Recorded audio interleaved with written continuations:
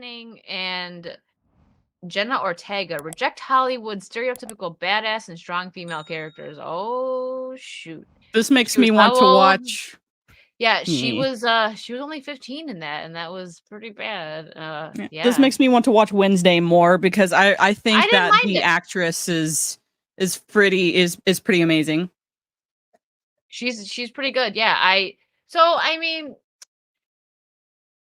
my favorite Wednesday Addams is always going to be Christina Ricci. She just portrayed her very well. But she Agreed. doesn't do a bad job. And the writing wasn't really bad either. It was Tim Burton directed it, right? I I like think Tim so, yeah. Burton. And I've watched a few episodes, and so far I've really enjoyed it. I don't consider it like I've taken it out of, this is kind of not the Addams family we are familiar with. This is like an offshoot. And once I get that, I'm like, I like mystery and intrigue. Like that's kind of my shtick when I was younger. Is I love a good mystery novel, and this kind of scratches that itch. Yeah. It's I liked it. I will say that I didn't really like oh my gosh. Uh what's her name that played Morticia? I'm having a blank right now. Trey. Hooray! I'm drawing a blank. She's in Zorro. She's a big actress. But yeah, I didn't think that she portrayed Morticia great. Angelica Houston, phenomenal. She is like the best Morticia. I can't say anything about the original because Catherine Catherine Zeta-Jones. Thank Zeta-Jones. you, Trey. Thank you. I don't think she did a good job. And she's had too much work done too. Yeah, you can She's had tell all of the work she's she had had done. that weird cheek thing done where they get like, I don't know, where they make it like indented. It's too bad. But yeah, Catherine Zeta-Jones didn't do good. You know who they should have had? I appreciated that they had Christina Ricci do a cameo in it as a teacher. It kind of would have been cool to see Christina Ricci as Morticia. Like if they would have had her play Morticia. That would have been interesting. I get it though. They're supposed to be older, but they could have made it look a bit older. Christina Ricci is not really old enough to play an older Morticia. She's a good age to play like Morticia when if they were doing like a recreation of when like a younger Wednesday, like how the age that she was when she played Wednesday. Now she's a good age to play Morticia in that timeline. But removal of the what is that? Buccal buccal fat pads. Is that what it's really called? I think so. Yeah. Probably. So I don't think there's anything wrong if people get a little bit of work done with something, like maybe like a little Botox or something like in your forehead or something, because that's like not crazy. But once you start getting the lifts and the tucks and the fills, I'm not saying that you should get Botox. I'm just saying, like, and I've said this before. I understand that Hollywood just messes with you, especially someone like Catherine Zeta-Jones. She was gorgeous when she was younger, and she was one of the leading ladies that always played the hot, beautiful girl. And then you start aging, and you're looking at yourself like, oh my God, there's a line here, and you get very self-conscious. I can only imagine how like how self-conscious these women in Hollywood get now. Well, yeah, like Yes, they Courtney probably Cox, have for example. people. Uh-huh. They probably have people constantly telling them, you're pretty, but you're not that pretty. Or if you did this, you'd be pretty. Or if you get this, XY, you'll get XYZ parts again or whatever. Yeah. It is I love how everyone's still typing in Catherine Zeta-Jones. Like, I know. Thanks, guys. We got it. But yeah, Courtney Cox, she even said like in an interview that she looked at herself and she was like, whoa. And then she stopped. But she's unfortunately she did too much to her face. But here we go. Elle Fanning and Jenna Ortega reject Hollywood's stereotypical badass and strong female characters. Actresses Elle Fanning and Jenna Ortega recently shared their thoughts on Hollywood's push to have female characters be badass and strong. Fanning brought up the subject as part of Variety's Actors on Actors after briefly discussing her role as Catherine the Great in the television series The Great. What's up, Disparu? Matt, it's no different than YouTube. It's still not going to I'm still not going to paralyze my face. Yeah, you're right. No, Disparu's right. Like, in some cases, like, there's some, like, YouTubers that I would say are a bit worse than Hollywood actors. You know what I mean? It is just as bad. It's getting influencers and content creators. It's getting bad. Fanning said, I don't know if you feel like this, but like when reading scripts, if they're like they love describing women as like badass, strong, and they're always coming into a room and they know everything, it's like, oh, that's a strong woman. It's like I don't want to watch that. I'm not like that. See, because Mhm. it's not realistic. I talked about this with X-Ray Girl. I clipped the video on it about how it's not people can't like regular women can't they see some Mary Sue or someone who's just good at everything. And it's like I can't relate to that at all. Men too. But right now it's getting shoved down more of like women like that. It's not like you don't really get many men that are just like, ooh, I'm so good at this, except for like John Wick.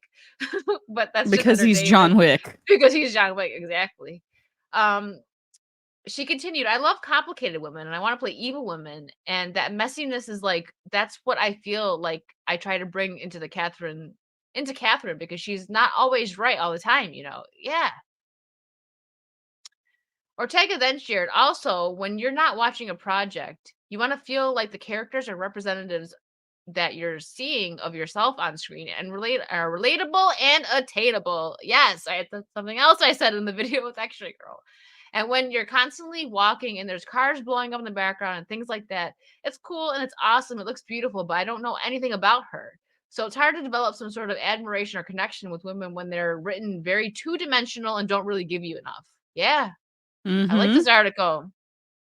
Fanning then said, it's like to be a strong woman, you have to be this to be, it's like, again, putting us into a box again. So I think I'm very grateful for Tony's writing of getting to know of the show, the getting to kind of show the different sides. Sorry, that sentence messed me up. Ortega noted, and for it to be accurate and feel good for you and relatable to you. Fanning concluded the segment discussing her Catherine Great character. I think she has a huge ego. Like she's very egotistical, which is one of like it's the way these girls are talking too. It's like I'm not mad, but it's the I way they're talking hate that's messing up. Like I mean, I get it. They're trying to, they're putting down the words as they write it, but I'm having an I issue hate it here. so much when they She's do very that. egotistical, which is one of like I love playing the side of her. It's so fun.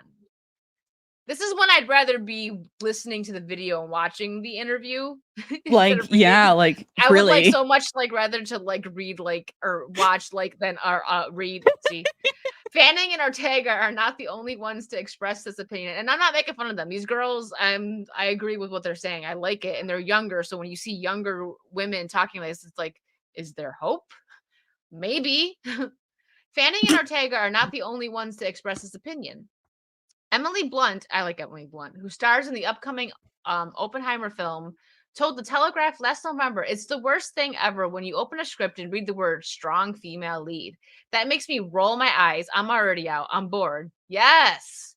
Blunt then shared, those roles are written as incredibly stoic. You spend the whole time acting tough and saying tough things. She-Hulk, sorry, as soon as I see the word, and of course, just bruising here for this. She-Hulk attorney at law actress Tatiana Maslany also told The Guardian she sees a strong female trope as reductive. But she was in She-Hulk. It's just as much shaving off of all the nuances and just as much of a trope. It's a box that nobody fits into. Even the phrase is frustrating. It's as if we're supposed to be grateful that we get to be that. Mhm. Hmm. Emma Thompson also informed Culture Blast. So all the women screaming to talk to, I say, well, what's the story? Because it's not good enough simply to give the woman the guns and then make the woman badass as well. She They're like, added, "What?" she added, now women have to be badass. If they're feminine in the way that they used to be and they're not badass, then they're not welcome. Also, they're not allowed to cry, apparently, anymore, because we've just got to be like the men. Also, oh, sorry. And I remember thinking, well, that's not what we meant when I got a group of women together in my 30s and I said, okay, what's the female heroine?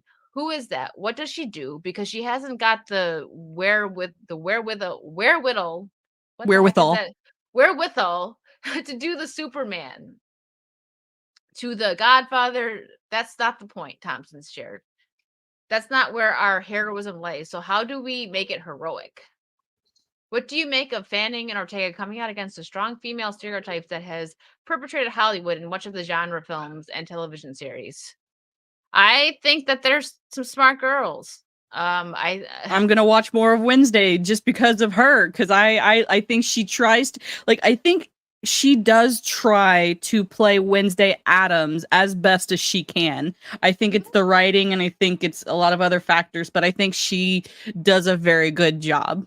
Mhm. I agree with that. I think she does a good job. Because another thing, sometimes you'll get a good actor, a great actor. I use not that Margot Robbie is a great actor, but she portrayed Harley Quinn good. Like she did a great job with that. But the writing was just not there on either just wasn't really there. She didn't have, she did what she could with what she had. And that's what I'll say about that. But you can get a great actor, terrible writing can ruin it. That's how I feel about Peter Capaldi in his iteration of Doctor Who, the 12th Doctor. He is a wonderful, amazing, well versed actor, and he wanted to play Doctor Who. He just had some trash writing, and it broke him because he was treated like crap. Yeah, and that happens with actors that they want to I really appreciate that these girls are saying this because they're younger too. So like I said, maybe there's some hope.